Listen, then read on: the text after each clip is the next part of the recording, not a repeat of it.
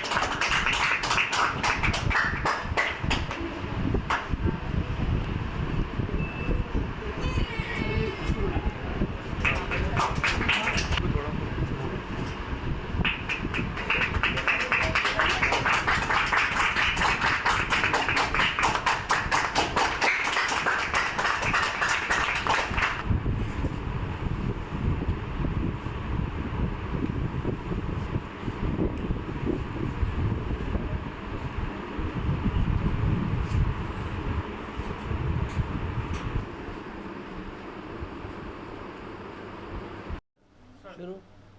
अस्सलाम वालेकुम वरहमतुल्लाहि वबरकातुहू। Doctor Irfan, doctor GM Irfan MBBS, MCH, doctor MCH और फ्रांस से जाके और रोबोटिक सर्जरी सीख के आए हैं वहाँ पर और बेहतरीन ट्रेनिंग 10 दिन तक हासिल करते रहे और उनको मेरी तरफ से बहुत बहुत मुबारक और सब स्टाफ जो उनके मुताविनीन हैं उन सबको भी बहुत मुबारक और सबकी नई ज़िंदगी की ख्वाहिश करता हूँ मैं। खुदा हाफ़िज़, फ़ी अमान। अस्सलाम वालेकुम वरहमतुल्लाहि वबरकातुहू। मैं doctor GM Irfan, paediatric and laparoscopic surgeon. अल्हम्दुलिल्लाह अल्लाह का बहुत बड़ा एहसान रहा है कि अल्लाह की तरफ से मुझे मौका मिला कि फ़्रांस जाके वहाँ के वर्ल्ड क्लास इंस्टीट्यूट जिसका नाम इरकैड इंस्टीट्यूट कहा जाता है, फ़्रांस में है ये, स्ट्रासबर्ग में, वहाँ पे ये अल्हम्दुलिल्लाह रोबोटिक पीडियाट्रिक सर्जरी की ट्रेनिंग का मौका मिला मुझे, जो कि बहुत कम लोगों को दिया जाता है। ये तकरीबन 4 साल से मैं इसके लिए ट्राई कर रहा हूँ। अल्हम्दुलिल्लाह इस बार मुझे मौका मिला कि वहाँ पर जाके वर्ल्ड क्लास एक्सपर्ट्स पूरी दुनिया पे, वहाँ पे ये उसूल रहता है कि बहुत मुश्किल से मौका देते हैं वो किसी को भी। और आम सर्जरी और रोबोटिक सर्जरी में क्या फ़र्क है? रोबोटिक सर्जरी और आम सर्जरी में ये है कि बिल्कुल कम होल्स, जैसा जो लैप्रोस्कोपी सर्जरी के ये एडवांस्ड फॉर्म है रोबोटिक सर्जरी। रोबोटिक सर्जरी का मतलब ये नहीं कि रोबोट सर्जरी करते हैं इसमें जो रहता है कि जैसा लैप्रोस्कोपी में 3 होल्स की सर्जरी रहती है वैसे ही 3 होल्स ही रहेंगे, मगर इसमें जो आर्म्स जो इंस्ट्रूमेंट्स अंदर जाते हैं वो रोबोटिक इंस्ट्रूमेंट्स रहते हैं जिसका कंट्रोल सर्जन के हाथ में रहता। तो उस सर्जरी में कितने अमराज का इलाज किया जा सकता है? इसमें बेहतर ये सर्जरीज़, ये रोबोटिक सर्जरीज़ कॉम्प्लेक्स सर्जरीज़ के वास्ते बहुत बेहतरीन है, चाहे वो थोरैसिक हो, चाहे चेस्ट के लिए रहो या चाहे पेट के लिए रहो। तो इसमें ये फ़ायदा रहेगा कि कॉम्प्लेक्स से कॉम्प्लेक्स सर्जरीज़ भी बिल्कुल बग़ैर बड़ा चीरे के, बड़ा ओपन करे के, सिर्फ 3 होल से 4 होल से सर्जरीज़ किए जा सकते हैं। आपके पास इस सर्जरी के लिए क्या क्या सहूलतें हैं? इस सर्जरी के पूरे हैदराबाद में 2 या 3 सेंटर्स ही है जहाँ पे ये सर्जरी अभी हो सकती है, और पीडियाट्रिक सर्जरी के एक्सपर्ट्स तो पूरे हैदराबाद में शायद 1 या 2 हैं बस। हैदराबाद में आपके अलावा और कोई एजाज़ ये हासिल किया है? बाहर से ट्रेनिंग कर, फ्रांस से ट्रेनिंग करके तो कोई भी नहीं, पूरे हैदराबाद में कोई भी नहीं है ट्रेनिंग। इंडिया से ट्रेंड है 1-2 सर्जन्स, मगर पूरे इंडिया में खुद 3-4 सेंटर्स है जहाँ पे पीडियाट्रिक रोबोटिक सर्जरी हो रही है। और हैदराबाद के अलावा और कोई एजाज़ हासिल किया है? अल्हम्दुलिल्लाह अल्लाह के फजल से यहाँ पे फ्रांस से जो इरकैड इंस्टीट्यूट से जो रोबोटिक सर्जरी की ट्रेनिंग हो के आए हैं उसमें तो कोई भी नहीं है ऐसा। और इसके बारे में रोबोटिक सर्जरी का फ़ायदा ये रहता है कि रोबोटिक्स जैसे लैप्रोस्कोपिक सर्जरी में स्ट्रेट इंस्ट्रूमेंट्स रहते हैं, इसमें जो इंस्ट्रूमेंट्स यूज़ किए जाते हैं वो रोबोटिक इंस्ट्रूमेंट्स रहते हैं। वो रोबोटिक इंस्ट्रूमेंट्स में रिस्ट मूवमेंट्स अच्छे रहते हैं, जिससे कॉम्प्लेक्स से कॉम्प्लेक्स सर्जरीज़ बहुत आसानी के साथ किए जा सकते हैं। मगर ओवरऑल इसका ये रहता है कि कॉस्ट फैक्टर जो है सो वो रहता, कॉस्ट फैक्टर इसमें ज़रा ज़्यादा है, क्यों मतलब अभी इनिशियल स्टेजेस में रोबोटिक सर्जरी के जो आर्म्स होते हैं वो बहुत महंगे हैं। आगे इंशाअल्लाह ताला ये जब जैसा सस्ते होने लगेंगे इंशाअल्लाह ओवरऑल रोबोटिक सर्जरी का कॉस्ट कम होने लगेगा। पहले भी लोगों का ये था कि लैप्रोस्कोपिक सर्जरी बहुत कॉस्टली है, कौन कराएंगे बोलते, मगर आज आप देखिए कि अल्हम्दुलिल्लाह हर कोई लैप्रोस्कोपिक सर्जरी के लिए तैयार है। तो इंशाअल्लाह आगे फ्यूचर 1 से 2 साल के अंदर हमारा सोचना यह है कि ज़्यादा से ज़्यादा रोबोटिक सर्जरी, जैसा कि यूएस में मेजॉरिटी सर्जरीज आजकल रोबोटिक सर्जरीज ही हो रहे हैं, तो इंशाल्लाह इंडिया में भी आने वाले फ्यूचर में इंशाल्लाह ये चीज़ शुरू हो जाएंगी।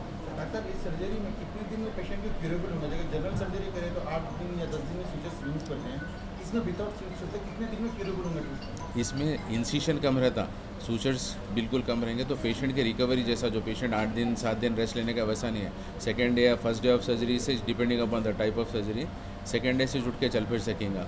वो एडवांटेज रहता है इसमें कि बड़ा इंसिशन नहीं रहता है जिसमें बड़ा ओपन करना पड़ा, जिससे पेशेंट को तकलीफ ज़्यादा है या फिर रेस्ट ज़्यादा रहेगा, वैसी चीज़ों का इसमें एडवांटेज रहता है कि इंसिशन बहुत कम रहता, तो ओवरऑल पेशेंट को पेन कम रहता। ऐसा इसमें कार्डियक भी है या खाली जनरल सर्जरी से? नहीं, इसमें एब्डोमेन के पूरे सर्जरी से और चेस्ट के पूरे सर्जरी से, इसमें कार्डियक सर्जरीज अभी ज़्यादा नहीं आए हैं, वो कार्डियोथोरेसिक सर्जन्स करते हैं, पीडियाट्रिक सर्जन है। डॉक्टर साहब ये आपके हॉस्पिटल के अलावा कोई दूसरे हॉस्पिटल्स में भी ये फर्टिलिटी अवेलेबल है? हाँ, अभी हैदराबाद में सिर्फ 2 ही सेंटर्स है, अपोलो और किम्स है, वहाँ पे ही अवेलेबल है सर्जरी। वहाँ पे इंशाल्लाह हम ये सर्जरीज परफॉर्म कर सकें, हमारे पेशेंट्स को लेके जाके ये सर्जरीज कर सकते हैं हम भी। इंशाल्लाह इन फ्यूचर हमारे हॉस्पिटल में भी रोबोटिक सर्जरी का पूरा इंतजाम किया जाएगा। और सिटी में आप फर्स्ट डॉक्टर हैं जो आपकी क्लिनिक यहाँ पर ये सर्जरी अवेलेबल है? इंशाल्लाह ताला। Okay, thank you. अच्छा, दीगर हॉस्पिटलों में, दीगर दवाखानों में, मुल्क के दीगर इलाकों में भी आप जाकर खुसूसी डॉक्टर की हैसियत से सर्जरी अपॉइंटमेंट पर अंजाम देंगे? हाँ, बिल्कुल कर सकते हैं, पूरे ऑल ओवर इंडिया में या कहीं भी इंटरनेशनली कहीं भी ऐसी सर्जरी कर सकते हैं। जब आपके पास ये फ्रांस से ट्रेंड है तो डिग्री रही इस वक्त इंशाल्लाह कहीं भी कर सकते हैं। वालेकुम वरहमतुल्लाहि वबरकातुहू।